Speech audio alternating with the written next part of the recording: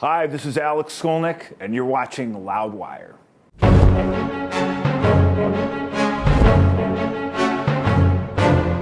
Hey everyone, Graham from Loudwire here, and it's Wikipedia Fact or Fiction time with Alex Skolnick. Thank you so much. My pleasure. I so appreciate you stopping by and playing our game. Alexander Nathan Skolnick. Yeah, what am I in for here? I have no idea. A lot more of that. So, went through your Wikipedia page, Testament, Okay. a bunch of other stuff. Going to recite some things. Okay, I hope You it's can all say- true. I think it is. I hope it's false. Okay. Because it's way better for this episode. Yeah, because it gets tweaked, and I don't It know. always- I don't know who tweaks it. I just sometimes I see stuff on there. Like, oh, who did that? Perfect. All right. So I'll just say some stuff. You can confirm, deny, and elaborate if you want. Your parents, Jerome and Arlene, are both PhD graduates from Yale. Correct. And were professors at NYU and UC Berkeley. Correct. Correct. Yes. Yes. My so- mother was not a professor technically, but she was involved in research Okay. for UC Berkeley. My father was a sociology professor at both places. Cool. So as very accomplished academics, were they real Yes. supportive in you going out and being a thrash metal musician? No, Not. they are now. Sure. They They maybe didn't get it so much at first. yes. They thought they didn't understand it. They're a slightly different generation too. And it was very new back then, too. Yeah, a lot of my friends had parents who'd been to Woodstock. Oh, you sure, know. They'd given birth in their 20s or whatever. My parents had me late. You know, they were in their 40s. So they'd grown up on like Sinatra and Yeah. so even acid rock was this crazy Even that was weird. thing. And then this thrash metal, like it was just nuts. I mean, people know the word Meshuggah now because there's a metal band called Meshuggah. But before there was a band, I would hear that about my choice of That it was crazy to go juice. into that Yeah. sort of thing. Yes. Okay, good. It said that the silver streak in your hair appeared at age 14. I think so. Yeah, About then? around then. Yeah. About that, was there any incident which caused that to happen? What you think of, or is it something that's hereditary I've in heard your theories family? about it. Some people think it's a birthmark. I do remember this field trip when I was very young, when I was probably in first or second grade, where every single one of us actually, we all fell and hit our heads. It was Oh, this yeah, sure. thing in it was a park in Berkeley, California called Indian Rock, and it was just Okay. this rock, and you were supposed to climb it. But it was really dangerous. I mean, now, I think now it's blocked off. But I remember everybody in my group, they crying. We'd all injured boy. ourselves. And I sometimes wonder, maybe I fell and hit my head that day. Okay. But I remember noticing it. It didn't come in as a streak either. It came in as a single hair. And early beginnings. I was in shock. What? Why is his hair like that? I remember I asked my mother too. And she said, "Oh, that looks like one of your father's hairs." I looked at my father's. My father was bald and completely gray. Very professorial. We looked at. It was the same. It was the same Wow. thing. So I'm like, okay, wow, I got one gray hair. That's crazy. And then next thing you know, another one, and then a few more. I tried to dye it at one. I colored it. Yeah, so I had to color all my hair. I guess when black. you're a kid, it's kind of weird. Well, I had that- already that- grown my hair long at Yeah. that point, but then it was jet black, and I looked like I was in Motley Crue or something. And I just Okay. said, you know what? I don't like this look. I'm just gonna let it grow out and see what happens. And it became this trademark streak. Yes, very much so. All right. In 1986, Legacy changed its name to Testament after finding out there was a jazz band named The Legacy. It wasn't a jazz band. It was actually All right. a little fiction. hotel R&B cover band. It was a band in New Orleans that did like the Commodores and Okay. Al Green and stuff like that. Damn. So can they even take legal action, or was it just Yeah, like because they were performing under the name. Okay. I guess. They trademarked it.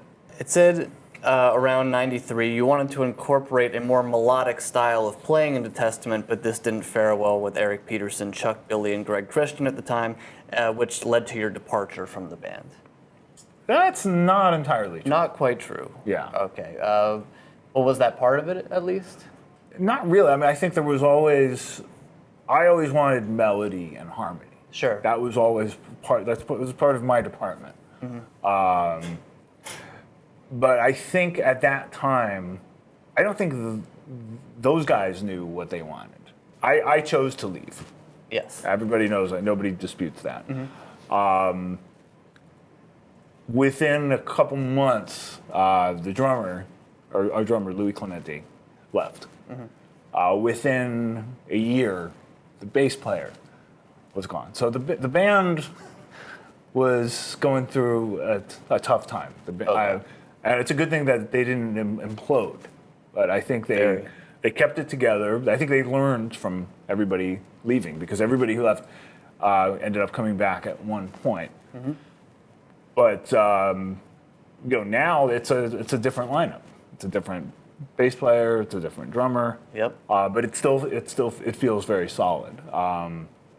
And there is plenty of melody now, and there's plenty of tremendous harmony. Amount of that. Yes. I just think, I think there was confusion. I think at that time, I think it's misunderstood in a way. I always liked, fast. I always liked aggressive music, but I was a big Randy Rhoads fan. Absolutely. And I wanted to be able to incorporate that element, and I think there were others in the band at that time who would have rather been like Venom. Yeah. I found a contradiction in Wikipedia, believe it or not. You made a brief appearance as Ozzy Osbourne's guitarist in 1994 and 1995, but Ozzy's page only lists you as a member in 1995. Ozzy's page is right. Ozzy's page is correct, yes, as we thought. It was the one show that you played with him, right? Yes. I don't know who thought it was 94. I don't know. Again, as you said, anyone just goes on and types whatever. Yeah, and it's so funny because I was just thinking about it. There's all this. It's the 20th anniversary of the O.J. Simpson trial, and I remember that was going on that year in 1995. Mm-hmm. So it just reminded me. So you go, that's the Ozzy year. Yeah, it just got me thinking about that year, and I remember him discussing it at the rehearsal. Ozzy was talking about OJ. I would have loved to hear that. I just mocking the trial. Yeah, he's hilarious. I mean, you know that. Yeah. That's amazing. That's wonderful. Do you have any specific memories from the one Ozzy show? Yeah. Well, it was at a venue that's still around called Rock City in Nottingham, and in England, and I remember it was the whole thing was like a whirlwind. Like it was. Sure. I jammed with him for the first time. And everybody told me, Ozzy hates to rehearse. So here's what's going to happen. He's going to come in the room. He's going to call out a song. Whatever song he calls it, just know the song. It's going to be one of these songs. They gave me a list. Don't have to tune. If your amp makes noise, turn it off. Keep it on. Don't. He hates noise. It was this. So I got this whole preparation, and sure enough, he came in. He barged in the room. I called out songs, and apparently it went really well, because then I heard that we're doing this unannounced show. Yeah. But then I heard, we're not going to do the show now because he's got a sore throat. We're doing the show again. And it was on, and it was off, and it was on, and it was off. But then, finally it was on. And I remember at one time, he he had a teleprompter at the Sure. time. That's not a big secret now. It's No, like, not at all. Yeah, and believe me, he's not the only singer that uses one. Hey, he's Ozzy. Just let him have his teleprompter. But I know they were auditioning a teleprompter operator. This nice lady. Yeah, she'd never worked Weird. with him. I've Yeah. never heard about that. At one point though, she screwed up. I knew she lost the gig because she pressed the wrong button, and the song it disappeared. Okay. And he was looking, and then he looked over. And I thought it was the most evil look I've ever seen in my life. It was like Satan. You just didn't know how to comprehend that moment. Yeah, it was brilliant. surreal. But after the show, he gave me a big hug, and good. He actually told me I was hired, but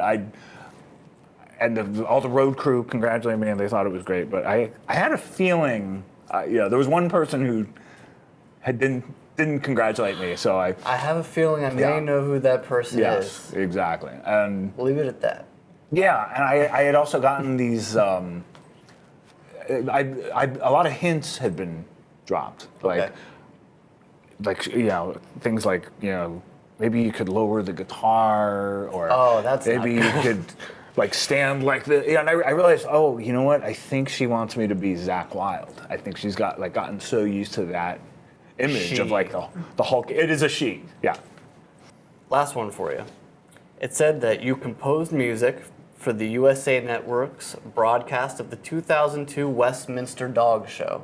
That's correct. That's correct. How do you go about composing music for a dog show? I had moved to New York. I was in school at the time. I was going to the new school. And part of my curriculum was studying jazz arrangement. Mm-hmm. So I was already, getting my feet wet, learning how, for it's like an internship. Yeah, and it was like my assignments included writing for horns and stuff like that. Perfect. Although I certainly I wouldn't say it was my specialty. It was kind of a new thing for me at that time. I was at that point I had a lot of experience with jazz guitar, but not that much with horns. So I actually got another friend of mine. Her name is Myun Kim, and she's a keyboardist with the Trans-Siberian Orchestra, and I knew she had been to Berklee College of Music and had studied arranging and just really had that. So she sort of assisted me.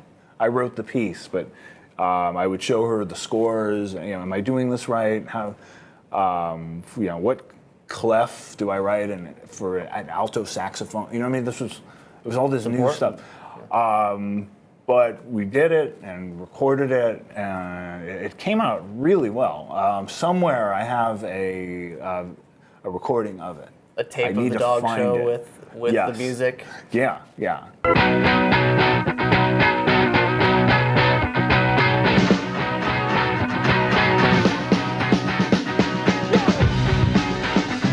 And the way they edited it, they did a great job at the dog show. They created this visual of dogs taking over New York City.